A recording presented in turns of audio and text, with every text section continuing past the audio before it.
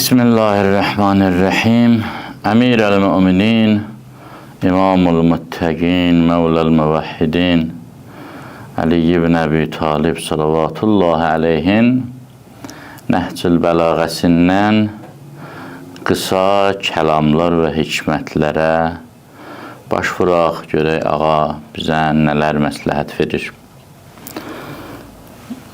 12-ci hikmətdə ya İmam Həsən əleyhissalama ya da oğlu Məhəmməd Hənəfiyyəyə vəsiyyətində, məktubunda ağa buyurur: A'cəzun nasi mən əcəzə an iktisabil ixvan. Buyurur, insanların ən acizi, ən bacarıqsızı özünə qardaş, dost seçə bilməyəndir. Özünə qardaş qazana bilməyən, dost qazana bilməyən insan ən bacarıqsız insandır. Və a'cazu minhu man dayya man zafira bihi minhum. Ondan da daha aciz avarası, daha çarəsizi, biçarəsi, bacarıqsızı, yəni özünə dost qazana bilməyəndən də bacarıqsız adam o adamdır ki, qazandığı dostlarını pis əxlaqına görə əldən çıxarır, özündən uzaqlaşdırır.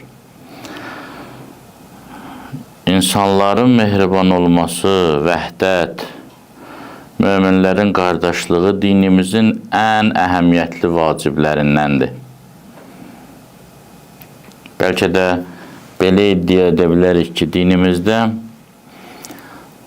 birləşməkdən, dostluqdan, barışıqdan, vəhdətdən daha böyük vacib əməl yoxdur. Bir şərtlə ki, haqq ətrafında birləşsinlər. Haqdan da məqsəd xüsusi bir ilahi dəyər deyil. Haqdan məqsəd, yəni günah olmayan bir tərzdə birləşsinlər. Günah iş görmək üçün birləşməsinlər. O qəbul deyil, o xoşa gəlməzdir. Əgər hər hansı bir və ya iki və ya üç və ya daha çox şəxs özünə başqa bir dəstək ilə dostluq qazanır, ətraf qazanır, amma günah olmur onların işində, bu ilahi dəyər sayılır, haqq ətrafında birləşmək sayılır və dinimizdə çox tövsiyə olunub. Hətta gördüyünüz kimi Əmir-el-Müminin Əli əleyhissalam dost qazana bilməyən insanı bacarıqsız adlandırır.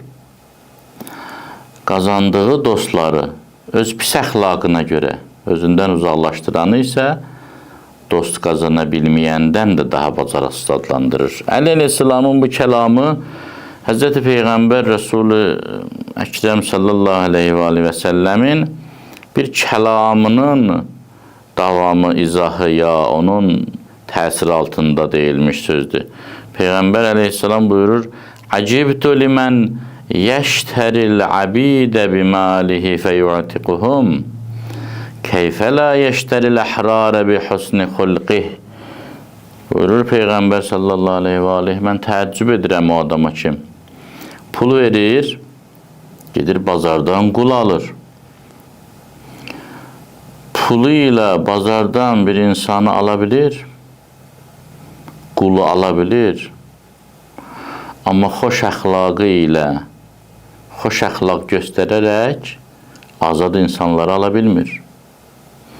Yəni, insanın xoş əxlaqı olsa, hətta quldarlıq dövründə də olsa, başqaları pulla gedib qul alar. Bu insan isə azad insanları alar, onların qəlbini alar, onları özünə cəlb edər, xoş əxlaqı ilə. Peyğəmbər sallallahu aleyhi buyurdu bir hədisində, qiyamət günü mənə ən yaxın olanlar, əxlaqı mənə çox oxşayanlar olacaq. Mən nə qədər xoş əxlaqamsa, o qədər xoş əxlaq olan insanlar mənim daha yaxınımda olacaq. Bəli, insan xoş əxlaqı ilə azad insanları ala bilər. Varlılar gedib pulları ilə insan alırlar. Amma bu insan pulu olmasa belə varlı və ya kasıb olmasından asılı olmayaraq gözəl əxlaqı ilə insanları cəlb edə bilər, qəlblərini ələ ala bilər.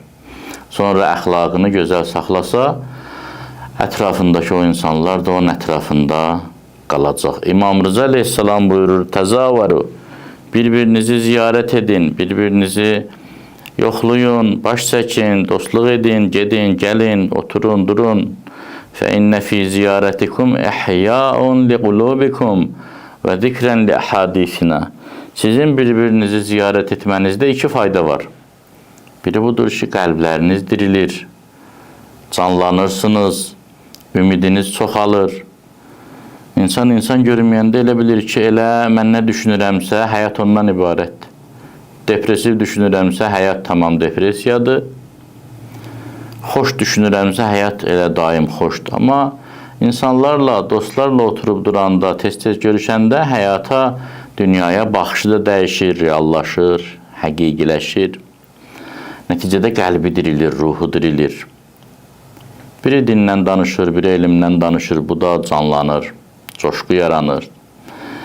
Və zikrən li əhadisinə, imamların yəni necə yaşamağı öyrənməli olduğumuz insanların xatirəsi canlar insan göz önündə. İnsan yenidən xatırlayır məsum insanları, peyğəmbərləri, imamları, onların getdiyi yolu, səbirli olmaqlarını, onların müqavimət göstərmələrini, dözümlü olmalarını, onların gözəl əxlaqını, elmini, təqvasını, ibadətini yenidən xatırlamış olur.